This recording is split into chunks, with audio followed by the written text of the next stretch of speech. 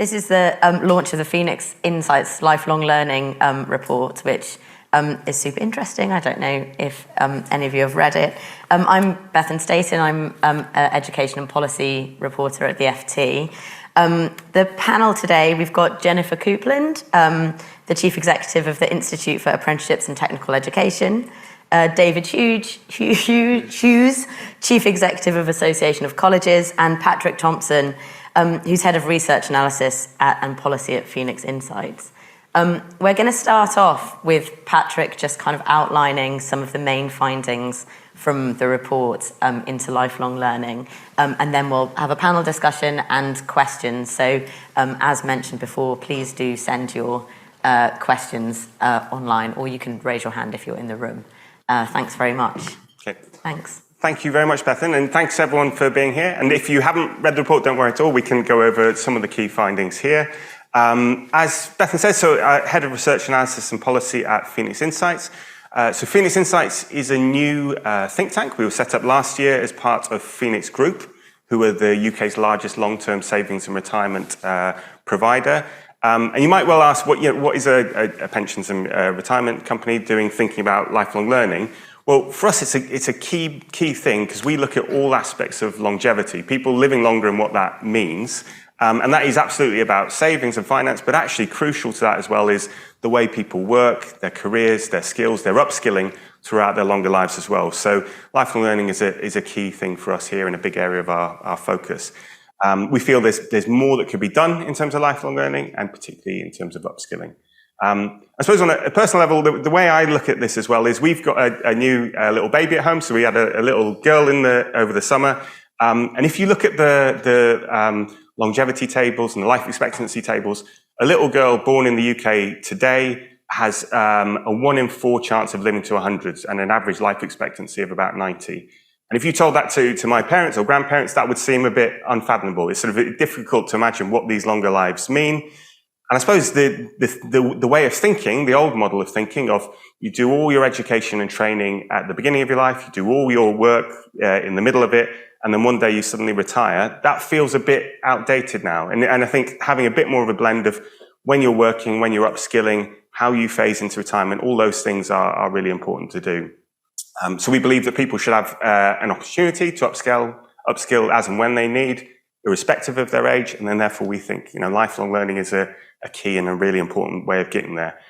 So in short, we believe it's never too late to learn. Although if you're my 6-year-old saying that he's got homework to do 5 minutes before we leave the house, sometimes it is a little bit too late to learn. So on to the sort of the findings from the report. And why this matters. I mean, lifelong learning, we think it matters for all numbers of reasons, particularly for individuals themselves. We've got a quote there, hopefully you can see on the left-hand side there. This is from one of our focus groups. This was from a road traffic manager in their 50s. And actually, people really got the importance of this. People very often wanted to learn, and that goes against a lot of stereotypes you might hear very often. But it's all these things about reawakening, doing something new. All these things really, really mattered.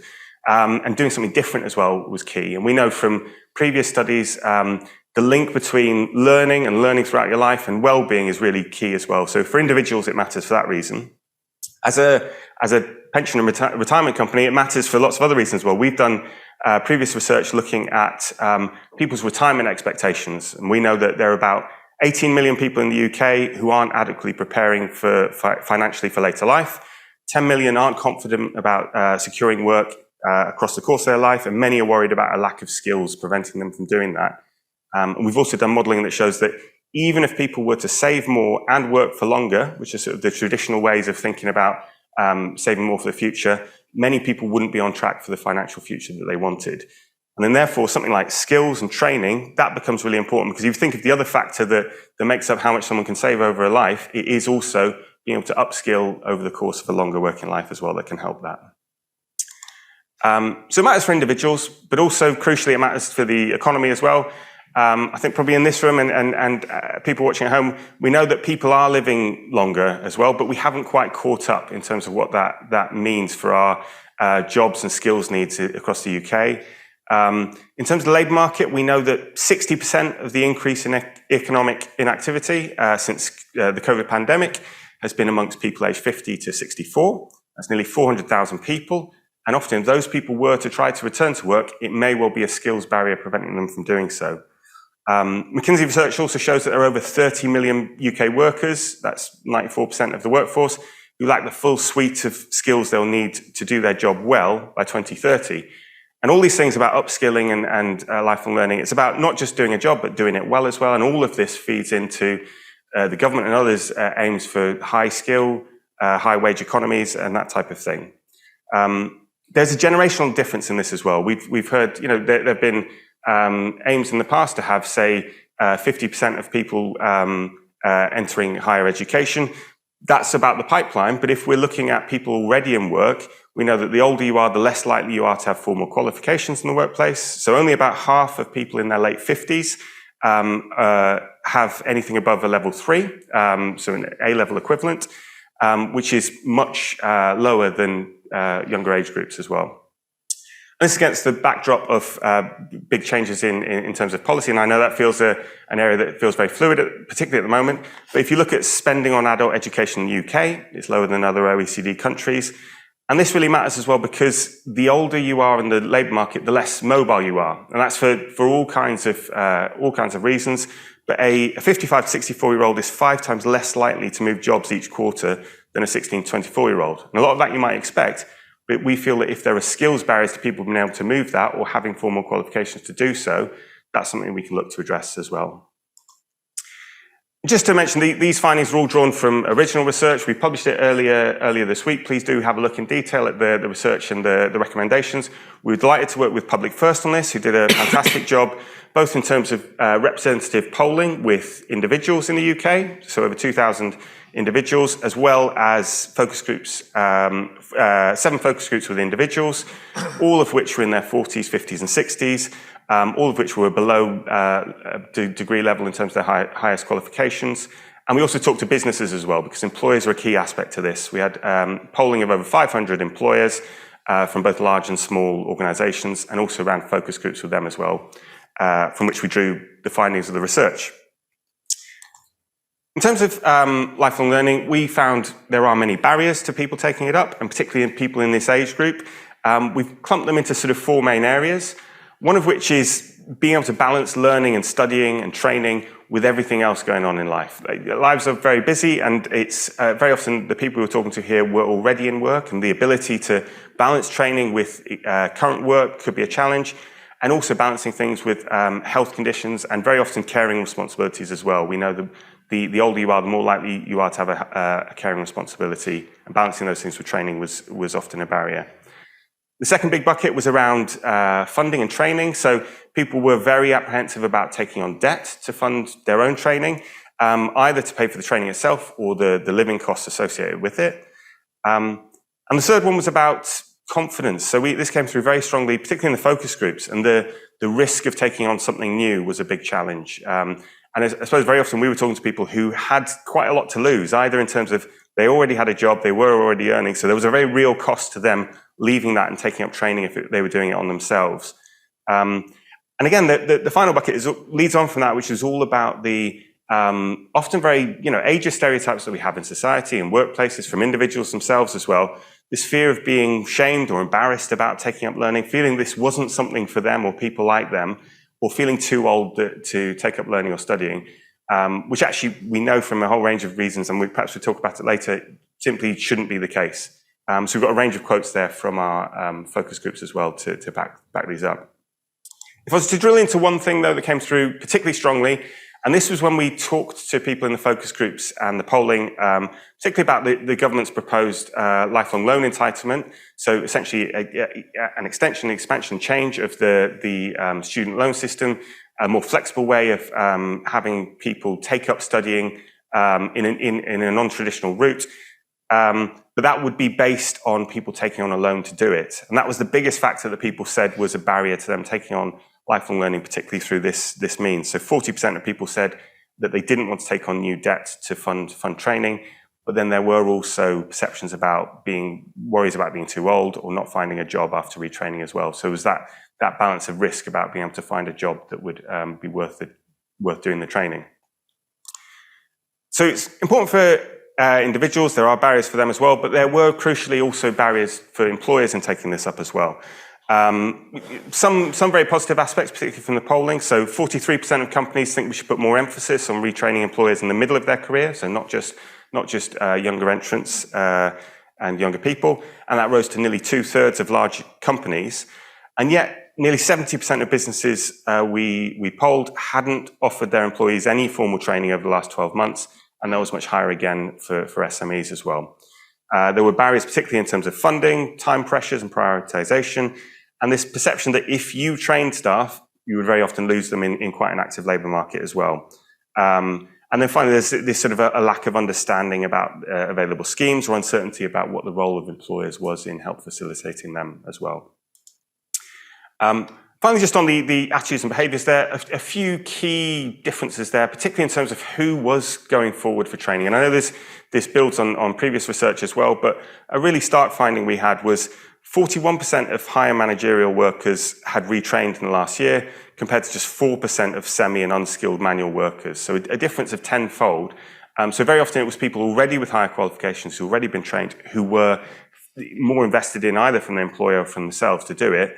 Whereas actually, if you think of productivity for UK PLC and for employers themselves, or in terms of who could most benefit from further training, it was perhaps people more evenly spread across the distribution who could benefit from it.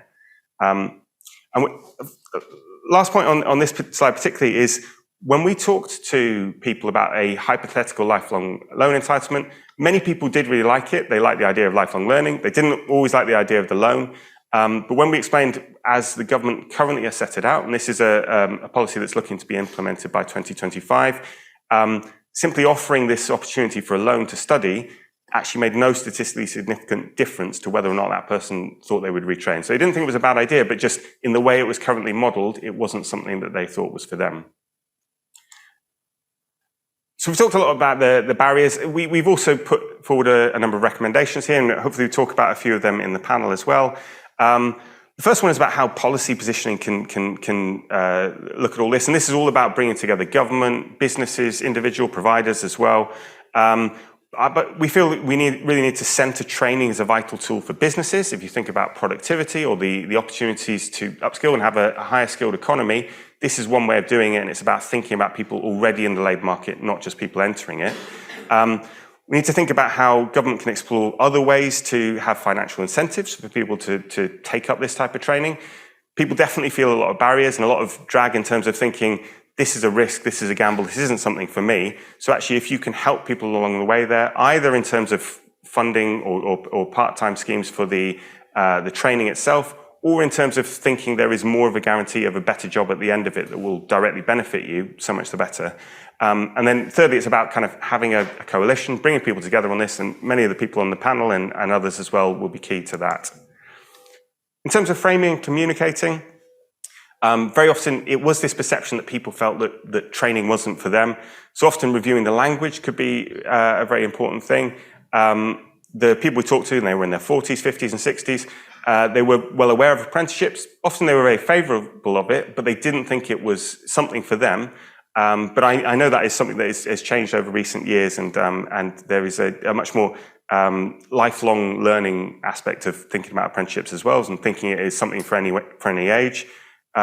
We did think, and it's not too late because it's still a few years in terms of the implementation of the lifelong loan entitlement, but a reframing of it, perhaps even a rebranding of it, so that people didn't just focus on the aspect that you're taking out a loan, but also all the benefits that could come from doing that learning as well. That could be a positive change. And then also information about the quality and outcomes of courses available and how that could benefit individuals. The third main bucket is about the role of employers. They're integral to this. We saw both from the polling of individuals and employers as well, that employers are going to be the gateway to this. Very often people would take up training if they thought it was something their employer wanted them to do, or they could tangibly see that a future employer might want to employ them in a different role, having had that qualification. But we saw very often employers didn't quite know their role in this bit of policy particularly. So further and better guidance for employers on what training is available from providers, and having them very much involved in the designing of schemes like the lifelong loan entitlement as well could be beneficial. And finally, in terms of the design and delivery, people really like the flexible delivery model of something like the lifelong learning entitlement. So having modular learning where you can balance it and do it at different times, balancing that around a care need, health need, or a current work responsibility as well was very beneficial. People were positive about that. People did want more adult career support. People felt that wasn't often something that was available to them or didn't know where to get it. And people needed to know how all this would fit with the lifelong learning entitlement and have clear information for both individuals and employers on how that could work. Just to sum up, this was a kind of a final quote from one of our focus groups. A lot of that is looking at barriers. It's ways of kind of overcoming some of those things, but people absolutely got this themselves. They saw that lifelong learning, training, upskilling was a really important thing. This quote from a construction manager, age 63, they realize that the world of work is going to change, and they actually know they're going to be part of that world of work for quite a long while longer yet. So people knew the world was changing, but they wanted to know how they could fit into it as well, and how training and upskilling could help them to do that as well. So with that, I'll hand back to Bethan. Thanks very much, Patrick. So I'm wondering, kind of identifying the problem of adults struggling perhaps to retrain throughout their lives. There's a gap and a need for further retraining. I wondered, Jennifer, if you could tell us a little bit about what works now. What are we doing at the moment that is effectively helping people retrain throughout their lives, and perhaps where are the gaps that in that model now? Yeah. I'll start with apprenticeships. Yeah. Because I think folk in the room, probably on the call, will know we've got a fantastic apprenticeship program now. We've got over 700,000 apprentices in training at the moment. It's an all-age program, which is different to a number of European countries. And we've got about, it's broadly speaking about half and half in terms of the numbers of people who are under 25 on apprenticeships and those who are over 25 on apprenticeships. So apprenticeships now, given that the standards have been set by employers, are a really good high-quality product that employers are using to train people in work at all ages. That is a good thing and something to be celebrated. I think where there's more to do is around things that the kinds of training that don't necessarily fit that apprenticeship model. And I think we should be celebrating the lifelong loan entitlement as quite a seminal change, really, in terms of how we're thinking about funding adult learning. So making that open to a variety of different training models is a really good thing. How that then goes on to support people who are in work and want to train and don't need to do a sort of a 2-year apprenticeship or a 1-year apprenticeship or what have you. I think there's more to do on that front. I think where my organisation can be helpful in all of this, where IFATE can come in, is in terms of making sure that the quality standards for the training that people are working to remains high, and that people can have confidence that if I do this particular qualification or this particular apprenticeship, it's going to take me to where I want to go, or it's going to increase my earnings at the end of the day. And that needs to kind of couple with the mechanics of being able to access loans for particular kinds of training, I think. Yeah. What kind of challenges are we seeing with apprenticeships? We know that kind of participation has fallen in recent years. What are the difficulties, David, in the apprenticeship scheme? I mean, there is so much good stuff happening, right? And the apprenticeship levy has changed employer attitudes. I think there are more employers talking about skills. Your survey sort of showed that. Whether they're investing or not is a different matter, of course. So the apprenticeship programme needs to grow, and the 700,000 needs to be 1 million, 1.5 million, maybe more, but it's never going to be 30 million, and therefore you have to think about what's on offer to the rest of the population. And I think we've got to think about it as a system. So the lifelong loan entitlement can be, I think, a really fantastic thing. The idea of it is right. It meets that modular, flexible need. The loan issue is a big barrier, I think. But at the other end, you've got people, maybe 9 million people with poor literacy and numeracy, who are nowhere near being able to start an apprenticeship. So what's on offer for them? And the funding for that bit has been decimated in the last 10 years. And that's where the government really needs to put the money to get people to the point where they can participate in learning that will lead to or be an apprenticeship. And then I think we've got to get more employers really thinking actually it's my job to train people, and I will invest, because what they've had for too long, I think, is a free lunch. They've expected the government to pay for it all, or the individual to pay for it through, loans for degrees. Actually, we need them to step up and actually start paying. How can we sort of better incentivise employers to really invest in staff? Well, I think the apprenticeship levy sort of speaks for itself, doesn't it? That why did we get an apprenticeship levy? Because employers had reduced the amount of investment in their workforce. And so the government boldly said, but we've got to levy them. I think the levy should go up. I think it should be higher than it is. I think we should say to employers, you're not investing, you need to invest. The only way to do it and to overcome that, well, if we train, they'll leave to another employer, is you do levy everyone. And you just make it, you bring more money in and you widen the programme. You absolutely have a laser-like focus on the apprenticeship programme. But you fund some other things about helping people get into the labour market, retrain in older life, all of those sorts of things. Do we see kind of reform of the apprenticeship levy as perhaps expanding the possible types of training that it might include?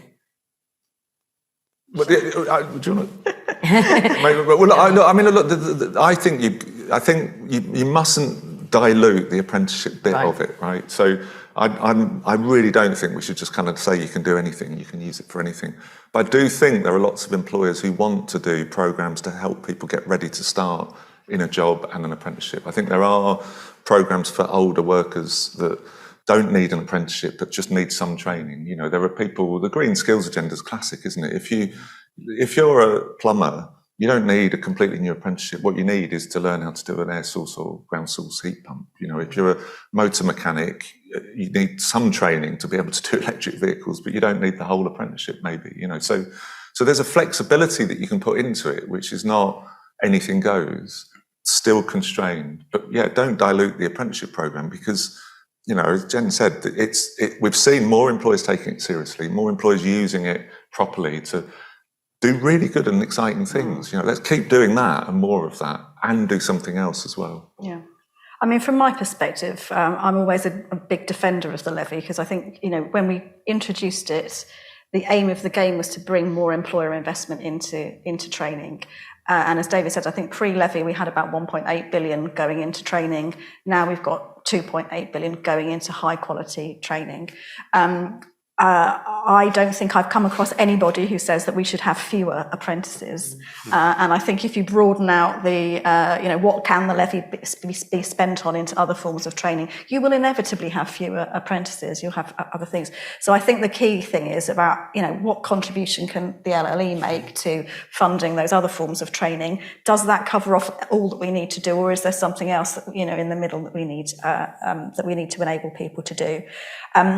In our organisation, we've been working hand in glove with thousands of employers to create these new employer standards that both apprenticeships and technical qualifications are built off. And that includes things like the sort of thing you're talking about, David, with modular, smaller scale courses for additional specialist skills for people who've already got skills. And let's imagine you fit boilers for a living to enable you to install ground source heat pumps or those kinds of things where you're already skilled, but there's more you could do and there are more opportunities. So those are the sorts of things I think, we need to see what contribution LLE can make to, enabling people to voluntarily take those up, or whether it's something we need to have a better system of integrating what employers can offer into the piece and what individuals can offer into the piece. And I think that's an area over the next couple of years that we could think further about, because I think in any big system change, you're always going to have a funding element, you've got to have a delivery element, you've got to have a communications element, you've got to have a kind of cultural mindset element. And I think we've got really good stuff on the quality of the standards. I think we've got really good stuff on opening up the funding, but we haven't got those other bits as well that kind of need to come alongside that to kind of make this really deliver on the kind of, the aspirations behind it, which I think are all good. And I just suppose it's also, whether it's an apprenticeship levy, a wider skills levy, it's sort of putting across that this is a way of boosting productivity. some research from the CBI showed that by 2030, if you close the skills gap, you boost gross value added by about 150 billion, which that used to feel like a very big number if you think of that's the kind of the size of the package for the winter energy crisis, or that could get you kind of 10 Crossrails or something. They're really big numbers, but it's not always matched between who benefits and who is going to, who is funding these things as well. So making that a clear alignment as well, could have dividends. Is that part of the sort of answer to how to make the lifelong loan entitlement more attractive as well? It feels a bit sort of strange talking about this policy on the panel, given the kind of chaos in government. It's very unclear what it feels like it's all to play for in a way. But how do you make a loan system attractive to lifelong learners, or do we need to think about something else entirely?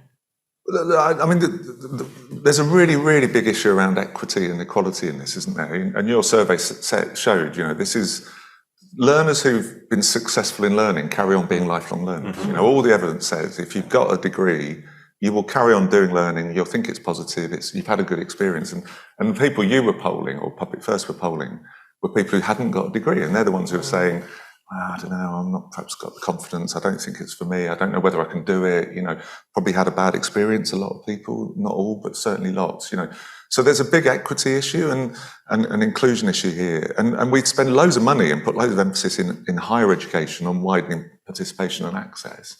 We need to do the same in terms of workforce skills and apprenticeships, and we don't do that. And one of my issues around the levy is a lot of the levy's been spent on people who've already got good skills, and they're getting better skills, which is great. Actually, we need an equity angle on it. We need to think about particularly younger people. We need to think about younger people from poorer backgrounds.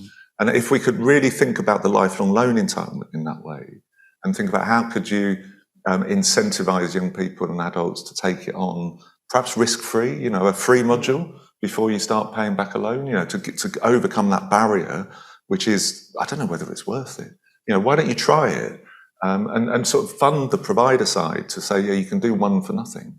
Because I don't think otherwise a lot of those people you polled will go anywhere near it. It should be the lifelong learning entitlement, shouldn't it? Funded through perhaps loans and a little bit of grant. That would be quite nice, and maybe a bit of employer funding as well.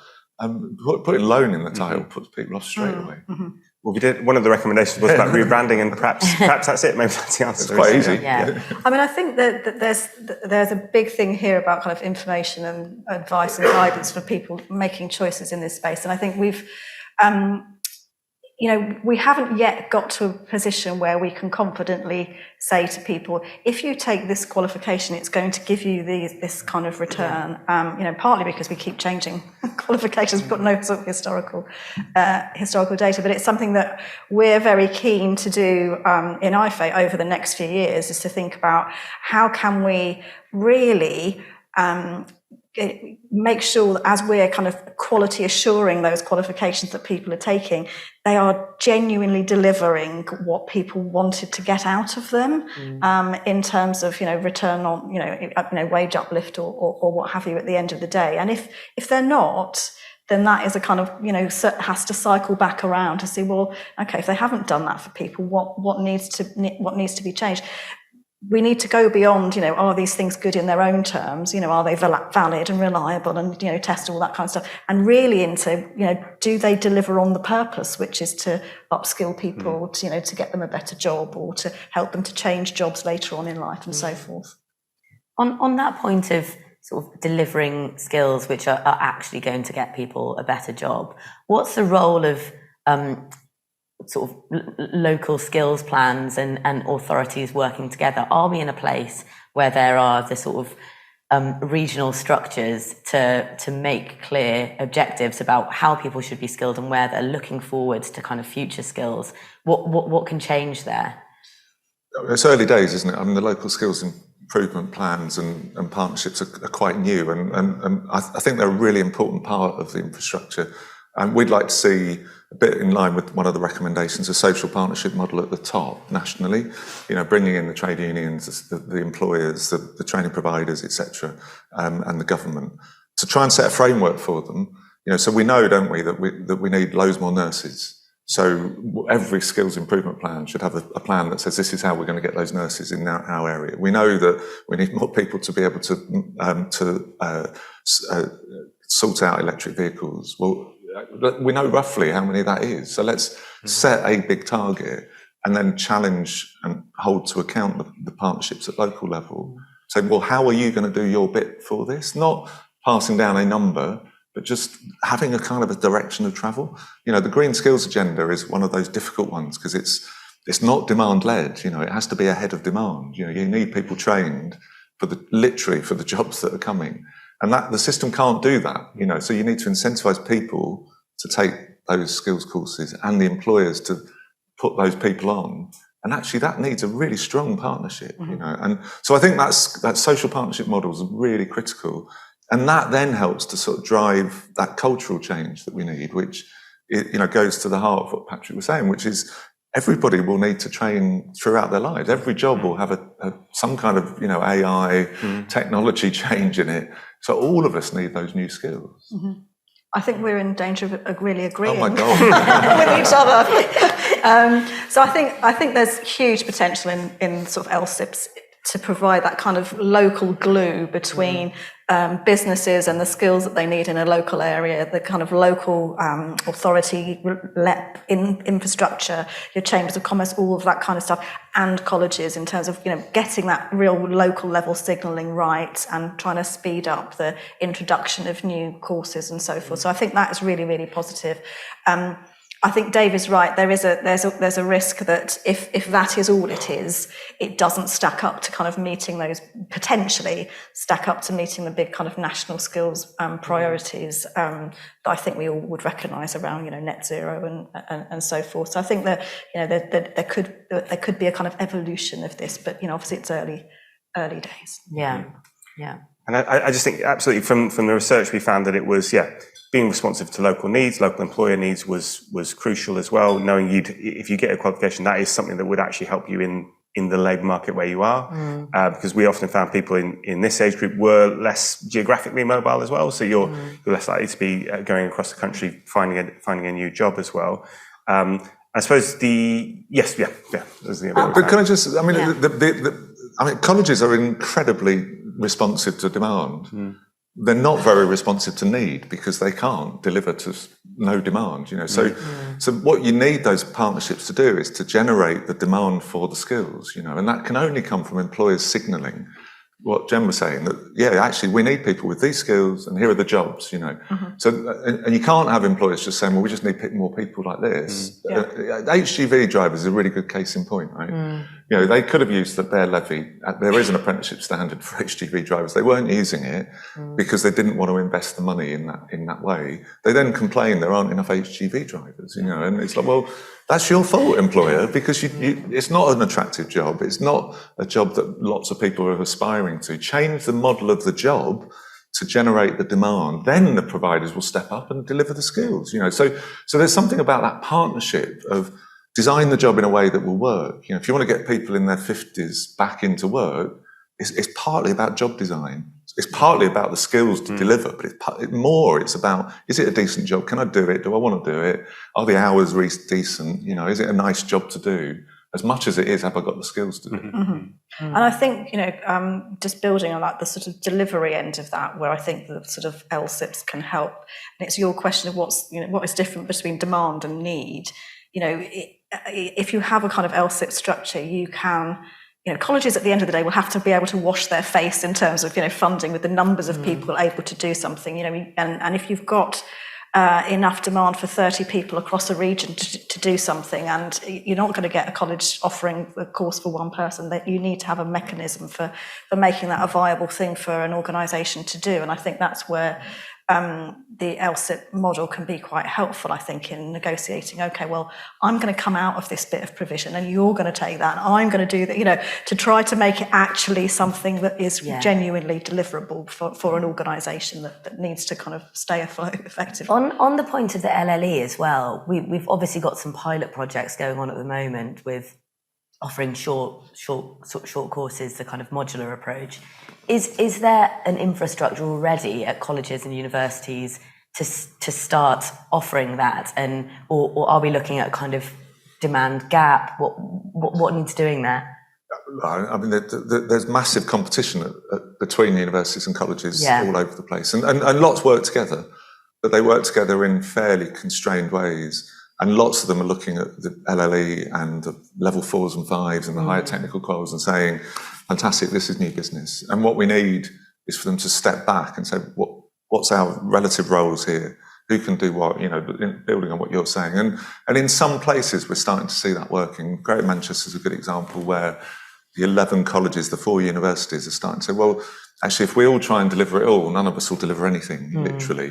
So why don't we agree where the specialisms are? You know, let's move to a sort of model, a bit more like Scotland, where about a third of students who end up with a degree started off doing 1 or 2 years in a college. Yeah. You know, to be able to be more local, take out less loan, you know, why don't you get that sort of system running? And we're trying really hard to get colleges and universities to say it's our joint and shared mission to make it easier for people to navigate their way through and for employers to work out where to invest. Yeah. And that needs some more government help, but the government want that to happen as well. And I think the LLE needs that type of provider level kind of collaboration to be much more secure and stable.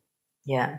Are there sort of international examples of this kind of working particularly well? Scotland? Yeah. no, but seriously, in Scotland, it's about a third of students will do 1 or 2 years in a college before they do 2 years in a university. And it's like, well, kind of it's quite a good model, you know. And yet we don't do that for all sorts of historical reasons. You know, Wales have got a tertiary bill act now that's just gone through where they're doing everything from personal learning accounts all the way through to university and college collaboration in that level 4, 5, 6 space. You know, so yeah, I mean, you don't have to go far to see, and you don't actually have to go far around the country. There are some great examples. London South Bank, for instance, are doing some brilliant work around getting that in a sense easing the barrier between what was further and higher education, and kind of it's called lifelong. You know.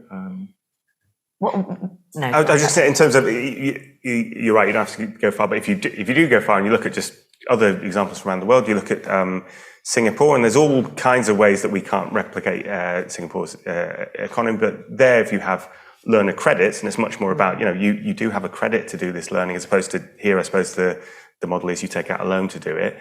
But obviously that requires a large amount of funding. It's a difficult place to get to from where we are here and now. But there it's much more thinking about, actually, you invest in the individual, that's good for the wider economy, it's good for the employers as well. It is a difficult place to get to, but if you think of other models of doing things, that's another way of looking at it. A lot of the government rhetoric around this has focused on sort of 3-year undergraduate degrees as kind of a bit of a problem, a kind of distraction. Is part of the puzzle sort of breaking down the assumption of 3-year undergraduate degrees as a kind of route into work, or how should we be thinking about that? Well, Philip Auger's report from, was it 4 years ago? I mean, that set it out really quite cogently, and I think, you know, it's a real shame that we've had such political turmoil that report's never been properly implemented, because I think it said really simply, we do need to suppress the funding for higher education in order to put more into further and to do some of the things we've been talking about. I mean, what we've got is inflation is eating into the higher bit already, but there's not more funding for the other bit. So you know, I think politically we just need people to take it much more seriously, because there are lots of reports like the Philip Auger report that say this is how you can do this. You know, but yeah, I mean the problem with the 3-year residential degree obsession in this country is it's bloody expensive. You know, it costs too much, and the loan book is getting eye-wateringly big, to coin a phrase. And if you look at the demographic, the Higher Education Policy Institute said there'll be 300,000 more people in higher education by 2030. It's only 7 years away. I mean, that's what, 10, 15 universities worth? We're not going to build 15 universities to house them. So what you need is a different model. That's why I keep coming back to this Scottish thing. You know, you can get more people doing 1 or 2 years in a college, living at home, you know, kind of taking out less loan as well. then actually the whole thing costs less to the state, costs less to the individual, much more integrated. You can get more employer engagement in that system. And it solves that problem of we can't afford higher education to keep on growing with the demographic. So I mean, from my perspective, I think it's good to acknowledge that there has been a huge amount of success in the widening participation agenda. It's really good that more people have kind of gone on to study at higher levels. I think where from our perspective as a kind of employer-facing organisation, we're seeing too many of those students coming out and not going on into graduate level jobs, and the reality is that a tranche of those students would have been better off, I think it's fair to say, doing a kind of a level 4 or a level 5 technical qualification that took them into skilled work. We've got labour market shortages, we've got a productivity gap, as Rich is saying. We have a sort of hourglass shaped kind of skills system with lots of people qualified at level 3 and lots at level 6 and not so many at levels 4 and 5 where employers are saying there is real need. So I think initiatives like LLE to try to kind of fund a growth at level 4, 5, and we're provider neutral in IFA. We're not going out batting for FE or batting for HE. We need both systems, and I would agree with David that there is more that could be gained from a more collaboration, more cooperation between the sectors, thinking of it as a sort of tertiary system that needs to cater for people at all ages and across all sectors. Coming out of it at different levels is the right thing to be aiming at, I think. And just building on that as well, so the people we talked to in the focus groups, they hadn't done a 3-year degree, but very often they were a generation of people whose children had, and sometimes that had been a positive experience, but very often people were even more wary of that system because perhaps their children had taken on large debts or hadn't gone on and got the job they wanted. So in some ways, there's almost this intergenerational piece that then the people in the 50s and 60s didn't want to take these things on, certainly didn't want to take on any debt to fund those things. And I suppose they also had the experience very often of they would compare something like a student loan debt to a mortgage debt, which they were very familiar with. This research took place before the rates went up again. But, they said, actually, there's a good deal we can get out. We can just go out and get a loan ourselves. We don't have to do it through the student financing system. So, yeah, it's interesting. Even though they didn't have degrees, they did have others in their circle who had that experience of it, and it wasn't always a positive one. Yeah, obviously universities have benefited from a funding mechanism that has meant they've sort of escaped some of the squeeze of the last 10 years. How much does this just go down to sort of core funding for colleges? Is that ultimately what we need? So core funding is absolutely essential. So if you look at all of the increase in higher education, some of which, 10% of which is delivered by colleges, by the way, it's two things about it. It's just gone up and up and up, and it's funded fully, right? So there's no cap on it whatsoever. Despite that, you're still twice as likely to get a degree in the top kind of socioeconomic groups as in the bottom, twice as much. So widening participation, there have been more people getting degrees, but it's still very unequal, which I think is a real problem, actually.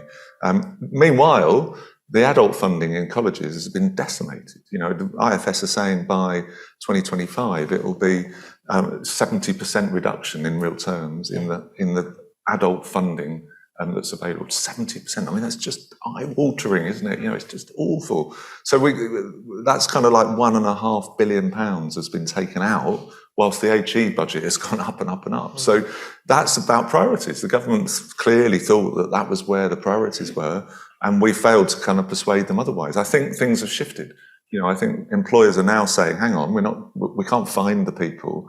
And it's not degree skills we still need those, they're still important, but actually more often we need those level 4, 5 skills. And that's mostly going to be delivered through colleges. But they've got no money. They've literally got no money. They're on their knees. Mm-hmm. I think, we see sort of practical you see practical challenges on the daily in terms of sort of wages for paying, teachers and trainers in skill shortage areas. So, we are coming across instances where students have completed their construction course and then going on to a job and being paid more than the person who's just trained them. So that is the reality that people in, particularly in, the skill shortage areas, digital, construction, engineering, manufacturing, those kinds of areas that we keep hearing are kind of national priority areas. It's really tough for colleges to retain highly skilled trainers. And, we are in a very challenging environment at the moment with, inflation and what have you. So that's the reality. If we're serious about this, we've got to think about how can we retain those high quality trainers in FE colleges to kind of bring on the next generation of people, I think. Yeah. And just from the research as well, the people in the stage group often didn't think, they were wary about the idea of going to colleges as well. People had, quotes like saying they didn't want to be the oldest person in the classroom, felt like they were too slow or too old to learn or something like that. I suppose it's sort of updating people that it isn't necessarily like that anymore. And people recognizing that even if you did your last formal qualifications, it might have been 30 years ago, you've done a huge amount you've learned so much on the job all the way, and that isn't always recognized. So I suppose it's just, putting across to people that learning is for someone like you. It isn't necessarily what you thought it or what you remembered it was like at school. It might be different now, and it can be a very positive experience. Yeah, absolutely. We've got some time for questions. Does anyone have any questions they want to ask? We've got a roving mic, but yes.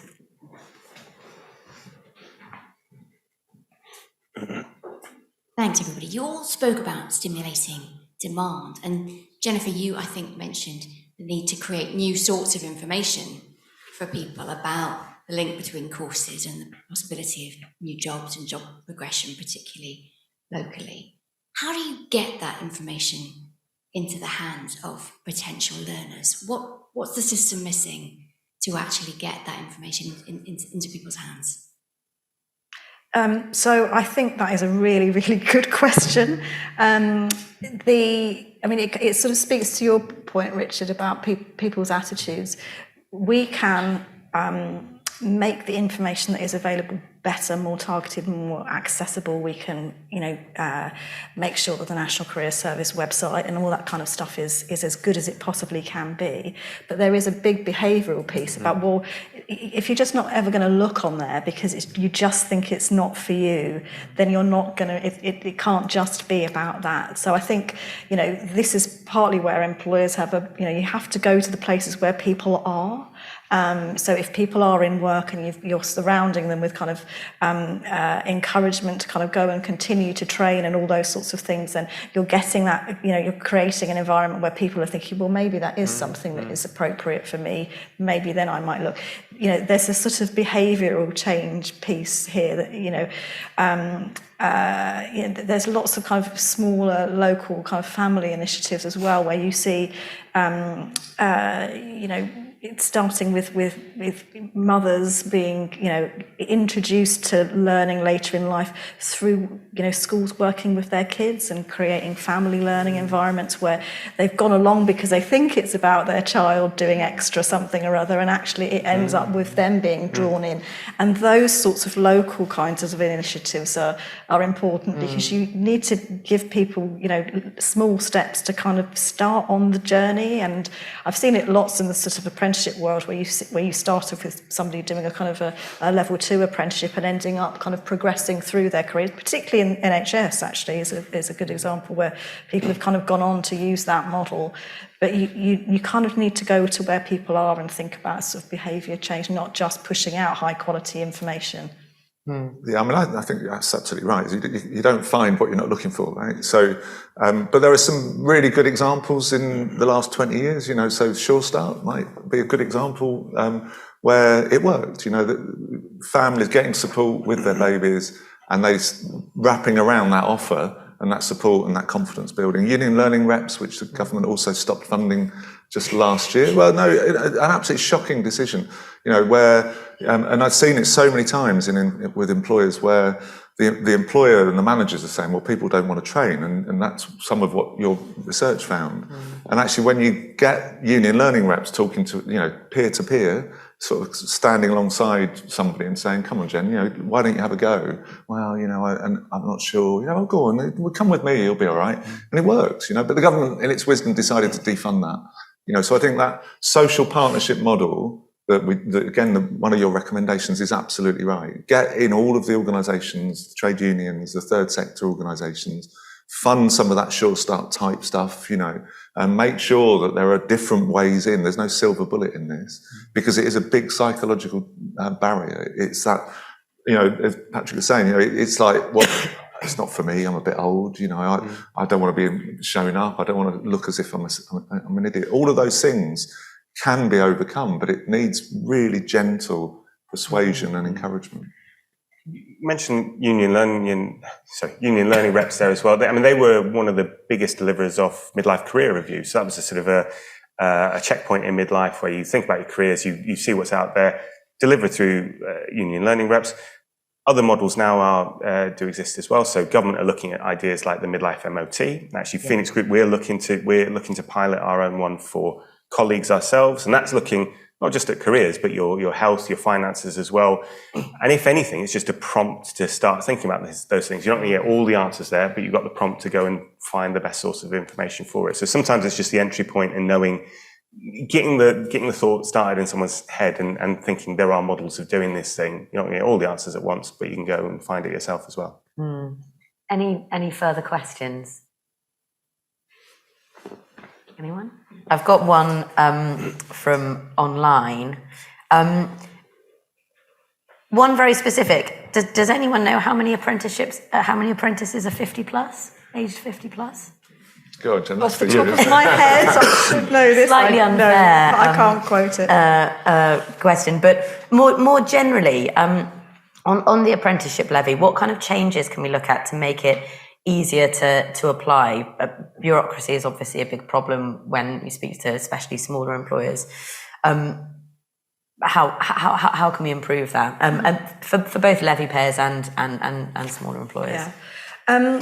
So I think over the last few years, one of the things that we've heard a lot, particularly from small businesses, is the need for kind of a longer term certainty about the access to levy funding for them. So things not being turned off in the short term, being secure that, you know, okay, if I'm going to make this investment and use apprenticeships to upskill my workforce, I need to know I can do this for the next 3-5 years or what have you.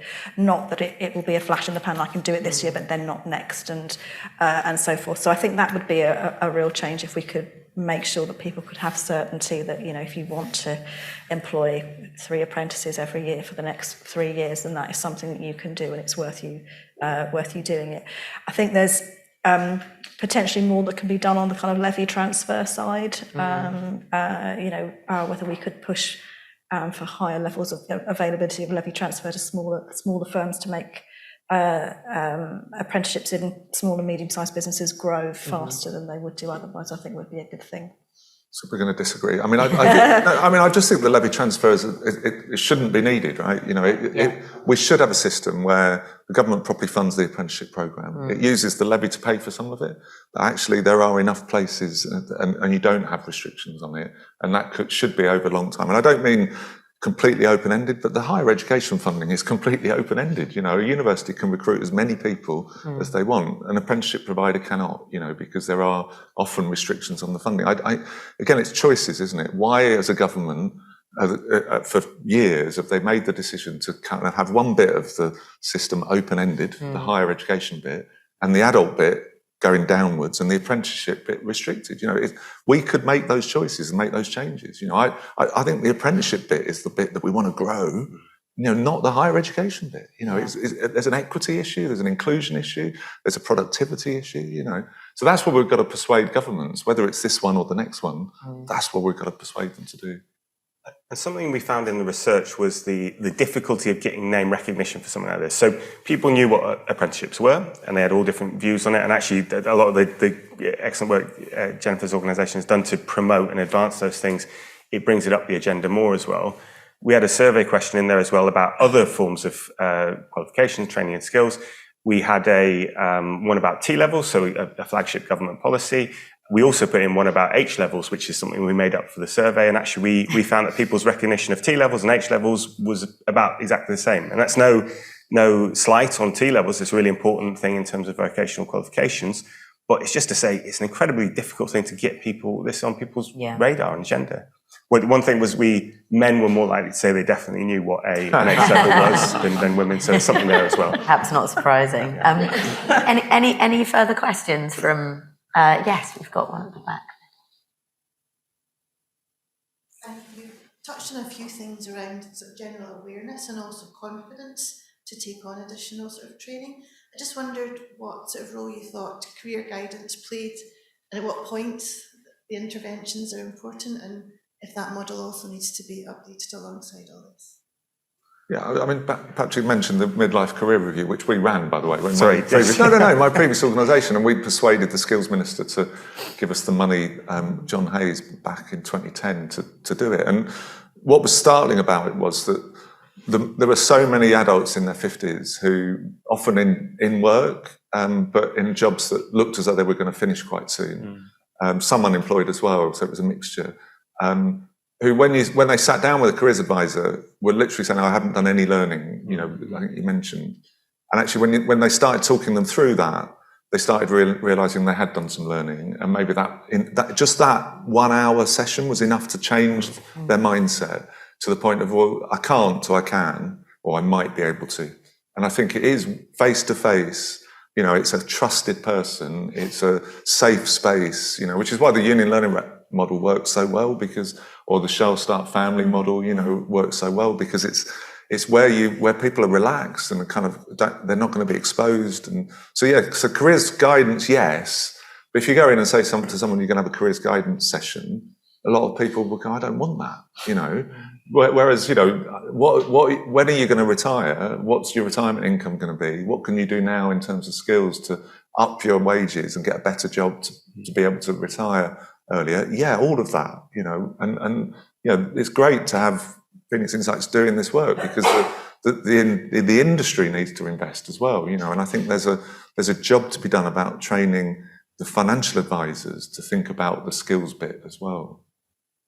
I think it comes back to what I was saying right at the start about having a thoroughgoing delivery strategy. If you want to make a significant change, you need a delivery story, you need a communication story, you need a guidance kind of story, and how that, how you actually can change people's mindsets. It needs to kind of come together as all of those elements. Yeah, absolutely. I really like what you were saying before, Jennifer, about the idea that you might have this intergenerational thing where you're, it could be a 16, 17-year-old going along getting careers advice, but if they're there with a parent maybe approaching 50, you can kind of group those things together a little bit. You can, people's lives are very busy, and the more contact points you can have there, so much the better, I suppose. Absolutely. We're nearly out of time, but I want to just ask you all, before we finish up, we're obviously in a pretty tumultuous period, both politically and economically. What do you think are the kind of main risks for lifelong learning and opportunities, and how kind of optimistic are you about things getting better over the next few years?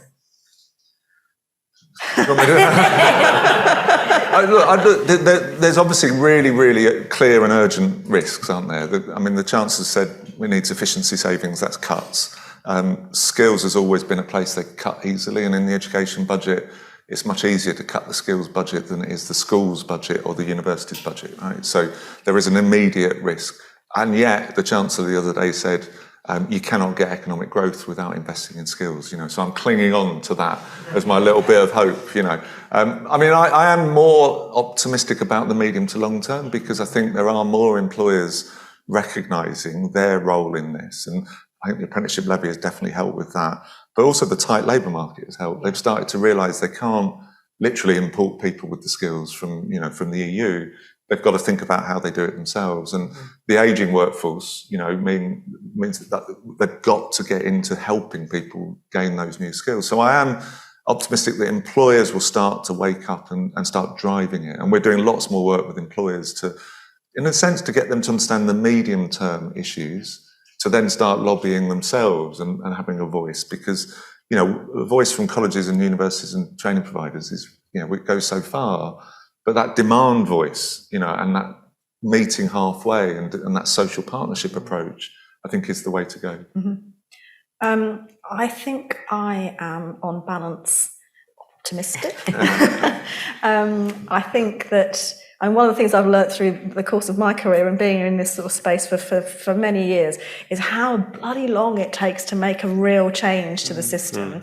And I think one of the good things that we're looking at now is a continued commitment to continuing the reforms that we've sort of set in train over the last 10 years. We haven't had a let's start again and I've got a whole new batch of new ideas. It's about let's keep going with the things that we think are important and making sure that those work. So that's got to be a great thing. And I think, signals from opposition and others that they're in the same sort of headspace. So I think that is cause for optimism.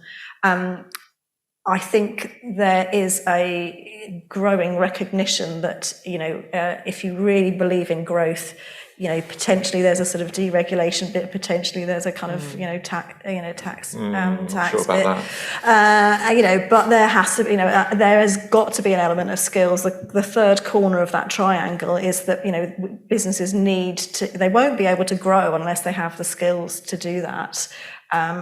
So I think that pushes that is pushing that up the agenda more. And Bethan, you mentioned the risk, and things do feel risky for, I think, a lot of people right now as well. In this research, we really found that people felt that the risk of taking on learning wasn't something that was something they could take on, because it is very different if you're 18 and you're going out into the world and the world feels like it's full of potential. And very often we talk to people here where really they were thinking they want their career to carry on, but it might be for another 10 or 20 years, something like that, and actually taking any additional risk on top of we talk to people who are caring for younger children, older parents at the same time, perhaps looking after a partner as well. They had bills to pay. There was a lot of dropping all that and taking up studying felt like a big, big risk for them. So if I'm optimistic about anything, it's about how you rebalance some of that risk. So it's not all on the individual. There is more of a balance between themselves, employers taking more of a step on it as well, government as well playing a role as well. All of those things could help people, because if we found one thing from this research, it was that people's lives are very messy, and particularly if you're thinking about longer lives, you need to think about people's health, caring, work, all in one place. So if I'm optimistic about something, it's how you can bring those things together. It could be an idea like the midlife MOT. It could be something else as well, where you don't just siphon things off and think, this is just about skills, this is just about health. You need to think the bigger picture as well. Yeah.